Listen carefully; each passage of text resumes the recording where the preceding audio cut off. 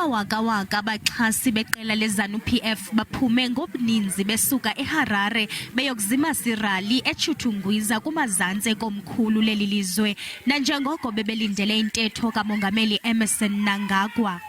Ukanti bekukho nendwendwe belingalindelwanga kule rali, unyana wongasekhoyo uba uRobert Mugabe Jr.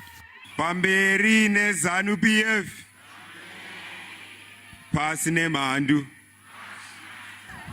Nangona kusekho idabi phakathi kosapho kunye norhulumente olawulayo malunga nokugqunjwa kwamathambo kayise abekwe apho kubekwa khona amaqhawe esizwe eHeroes Acre, unyana kaba uRobert Mugabe usakholelwa kakhulu kwiqela leZanu-PF kwaye uxhasa lo unyulo lovalo zikhewu kule mpelaveki. Inkokheli yeZanu-PF uthi urhulumente obambiswano ngolawulo akanakuthenjwa, uthi abantu mabangazinanzi izithembiso zamaqela aphikisayo.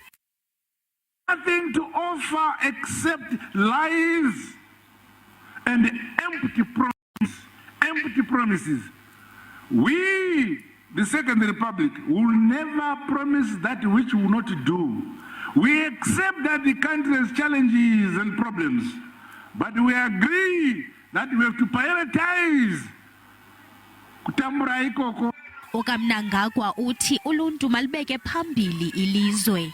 We love everybody. We want peace. We want unity. We want harmony.